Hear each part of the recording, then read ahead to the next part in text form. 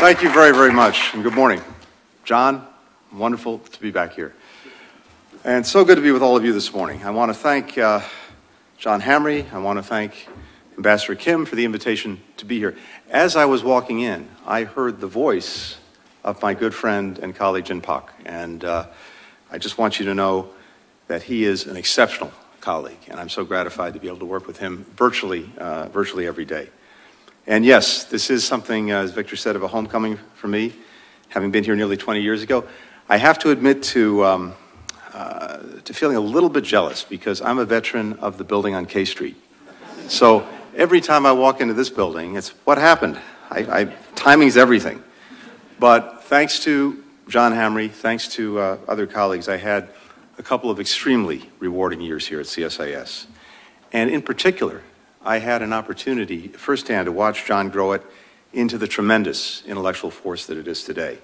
And I benefited from the expertise of an extraordinary community of scholars. The only reason I left is I had my arm twisted by a certain senator from the state of Delaware who had just taken over the Senate Foreign Relations Committee. And it's especially good to be with my friend, Dr. Cha. He is quite literally one of the first calls that we make whenever we need cool counsel on regional crises and developments. We were talking just a few minutes ago, and that level-headed response, the thoughtfulness that he brings to everything, is a tremendous source of strength. The only place he doesn't bring that equanimity is when it comes to his and my beloved New York Giants. This is starting out to be a little bit of a tough year. But this forum comes at a moment of remarkable dynamism and importance for the U.S.-Korea relationship. As you all know, in just a few days, we will celebrate 70 years since our country signed the Mutual Defense Treaty. 70 years of a relationship that has grown from a key security alliance into a vital global partnership, one that's broadening in scope and significance seemingly every day. Now, first and foremost, that's a testament to the extraordinarily close ties between our people and between our economies, to the democratic values and the vision for the world that we share, but also, I believe, to the leadership of President Biden and President Yoon. And it's a testament to the power and purpose of our diplomacy. Since day one of this administration, we have worked to re-engage, to revitalize, to reimagine our core alliances and partnerships. Our intensified engagement with the Republic of Korea is maybe one of the most striking examples of how we're not only deepening our alliances, but also how we're weaving them together in innovative and mutually reinforcing ways across issues and across continents and into new fit-for-purpose coalitions. Simply put, on so many consequential priorities for our people, for the Indo-Pacific, for the world, we are working in partnership with the Republic of Korea. And I think if you look at it, we have been strengthening all aspects of our partnership, starting with our security. If you go back 7 decades, our two nations joined in an alliance, as we say, forged in blood. A pact sealed by the shared sacrifice of thousands of our service members who stood together, who fought together, who died together to defend Korea's freedom and democracy. Ever since, our alliance has been fortified by our enduring cooperation, by the shared spirit of Kachi Kapshida. We go together. Today, that commitment to mutual defense is ironclad. And that starts with extended deterrence, particularly in the face of the DPRK's provocative actions, including its missile launches, which, as everyone here knows, violate multiple UN Security Council resolutions and undermine stability on the peninsula and beyond. Beyond the launches themselves, the DPRK's threats to broader security were demonstrated clearly by Kim Jong-un's visit to Moscow this month. Now, we're seeing this as a two-way street that is increasingly dangerous, with, on the one hand, a Russia desperate to find equipment, supplies, technology for its ongoing aggression against Ukraine, but also a DPRK that is looking for help to strengthen and advance its own missile programs. We're working hand in hand with other partners and allies to highlight the dangerous ways Russia and North Korea's military cooperation threaten global peace and security.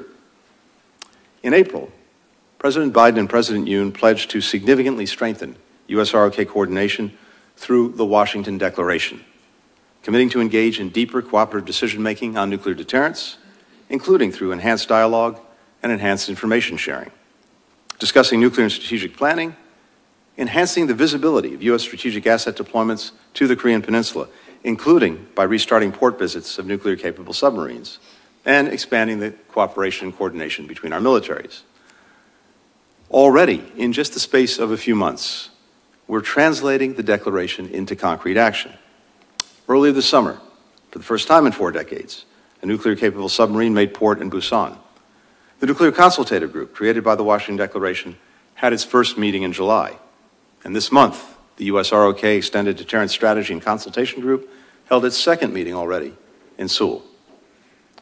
Last month, I think as you all saw, President Biden hosted President Yoon and Prime Minister Kishida for a historic Camp David summit. Now, we all tend to throw around the word historic a little bit loosely, but I think this one genuinely meets the definition. It really did mark the start of a new era in trilateral cooperation among our countries. Just over the last year, Korea and Japan have continued to address difficult and sensitive issues of history while pursuing an increasingly ambitious and affirmative agenda. And this starts with the political courage and personal commitment of their leaders. At the summit, our leaders discussed how to strengthen cooperation on a range of shared priorities. We committed to consult with one another expeditiously to coordinate our responses to threats to our collective security and interests. On the North Korean nuclear front, our countries agreed on practical ways to improve our joint responses through the real-time sharing of DPRK missile warning data, trilateral defense exercises, and efforts to counter the DPRK's malicious cyber activities, a growing challenge, which fund its WMD and ballistic missile programs. We've already had the opportunity to demonstrate that enhanced trilateral cooperation in response to the DPRK's second failed attempt to deploy a satellite launch vehicle early this month can make a difference. At Camp David, the leaders emphasized our shared commitment to a rules-based order. That includes freedom of navigation, peaceful resolution of disputes. They also reaffirmed the importance of peace and stability across the Taiwan Strait as an indispensable element of security and prosperity for the entire international community. Our security alliance is essential. It's at the foundation of our partnership, but it's not the only element that makes our relationship so consequential. We're also intensifying our economic partnership. Since the KORUS Free Trade Agreement was approved, bilateral trade has surged dramatically. Over the last 2 years alone, Korean companies have invested more than $100 billion in the United States, driving innovation, creating good jobs for Americans and Korean workers alike. In Bay City, Michigan, at the SK Siltron CSS facility, which provides key inputs for semiconductors, we brought Korean and American innovation together to drive even greater growth for our countries. In Whitfield County, Georgia, thanks to the Inflation Reduction Act, Hanwha Q-Cells is setting up a $2.5 billion plant to make solar panels that will support thousands of local jobs and the global transition to a green economy. Investments like these in each other's countries and workers are critical for strengthening our supply chains and reducing our reliance on unreliable suppliers. We're also working together to power inclusive, sustainable, shared economic growth across the entire Indo-Pacific region.